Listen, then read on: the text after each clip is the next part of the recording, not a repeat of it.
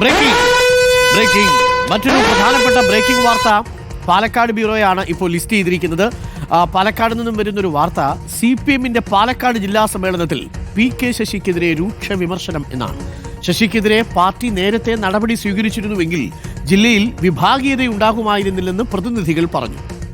NN Krishnadas മുതിർന്ന നേതാവിന്റെ പക്വത കാണിക്കണമായിരുന്നുവെന്നും സമ്മേളനത്തിൽ കുറ്റപ്പെടുത്തലുണ്ട്.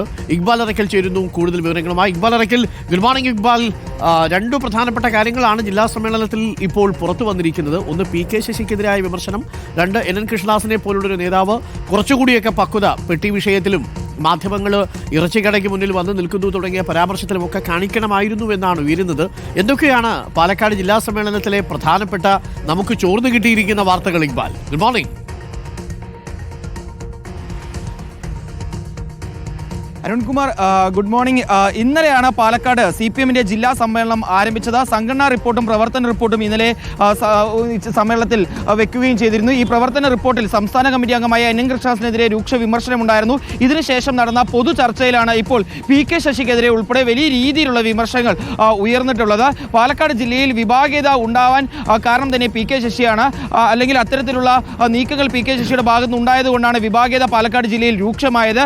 PK ശശിക്കെതിരെ പാർട്ടി മുമ്പ് തന്നെ നടപടി സ്വീകരിച്ചിരുന്നെങ്കിൽ വലിയ രീതിയിൽ വിഭാഗീയത പാലക്കാട്ടെ പാർട്ടിക്കകത്ത് ഉണ്ടാകുമായിരുന്നില്ല എന്നാണ് ഇന്നലെ പൊതുചർച്ചയ്ക്കിടയിൽ ചില പ്രതിനിധികൾ ഈ സമ്മേളനത്തിൽ ചർച്ചയിലൂടെ അറിയിക്കുകയും ചെയ്തത്. മാത്രമല്ല, NN കൃഷ്ണദാസിനെതിരെയും ഇന്നലെ ഈ പൊതുചർച്ചയിൽ വിമർശനങ്ങൾ ഉയർന്നിരുന്നു. പാർട്ടി നടപടി എടുത്തതുകൊണ്ട് തന്നെ ഇനിയെങ്കിലും NN കൃഷ്ണദാസ് സ്വയം തിരുത്തി മുതിർന്ന നേതാവിന്റെ പക്വത കാണിക്കണമെന്നാണ് ഇന്നലെ പൊതുചർച്ചയിലൂടെ പ്രതിനിധികൾ ആവശ്യപ്പെട്ടത്.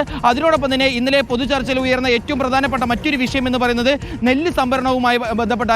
നെല്ലറയായ പാലക്കാട് തന്നെ സർക്കാർ ഭരിക്കുന്ന LDF ഭരിക്കുന്ന ഒരു സർക്കാർ നെല്ലിന്റെ സംഭരണ തുക വിതരണം ചെയ്യുന്നതിലെ പാളിച്ചകൾക്ക് ഇനിയെങ്കിലും കൃത്യമായി നടപടി സ്വീകരിക്കണമെന്നാണ് ഇന്നലെ ഈ പൊതുചർച്ചയ്ക്കിടയിൽ ഒരു പ്രതിനിധി ഇന്നലെ ചർച്ചയിലൂടെ പറയുകയും ചെയ്തത്. കർഷകർക്ക് പണം ലഭ്യമാക്കാൻ വേണ്ടിയുള്ള ഇടപെടൽ സർക്കാർ കൃത്യമായി തന്നെ നടത്തണം. കൃഷി പോലുള്ള പ്രധാന വകുപ്പുകൾ ഘടകകക്ഷികൾക്ക് നൽകുന്നതിൽ പാർട്ടിക്ക് പുനർചിന്ത വേണം എന്ന രീതിയിലുള്ള അഭിപ്രായങ്ങളും ഇന്നലെ പൊതുചർച്ചയ്ക്കിടെ ഉയർന്നിട്ടുണ്ട്. ഏതായാലും ഇന്നും ഈ സമ്മേളനത്തിൽ ചർച്ചകൾ നടക്കുന്നുണ്ട്, പൊതുചർച്ചകൾ നടക്കുന്നുണ്ട്. ബ്രൂവറി ഉൾപ്പെടെയുള്ള വിഷയങ്ങളിൽ ഇന്ന് നടക്കുന്ന പൊതുചർച്ചയിൽ വലിയ രീതിയിലുള്ള കാര്യങ്ങൾ ചർച്ചയായി പോകുമെന്നാണ് അറിയാൻ കഴിയുന്നത്. എന്തായാലും ഇന്നലെ നടന്ന പൊതുചർച്ചയ്ക്കിടയിലാണ് മുൻ MLA-യും KTDC ചെയർമാനുമായ PK ശശിക്കും അതുപോലെ തന്നെ സംസ്ഥാന കമ്മിറ്റി അംഗം NN കൃഷ്ണദാസിനെതിരെയും രൂക്ഷമായിട്ടുള്ള വിമർശനങ്ങൾ ഉയരുകയും ഇത്തരത്തിൽ കൃഷി വകുപ്പ് പോലുള്ള വകുപ്പുകൾ ഘടകകക്ഷികൾക്ക് നൽകുന്നതിന്റെ ഒരു എതിർപ്പ് അല്ലെങ്കിൽ ഒരു അതൃപ്തി ഇന്നലെ സമ്മേളന പ്രതികൾ അറിയിക്കുകയും ചെയ്തിട്ടുള്ളത്. അരുൺകുമാർ,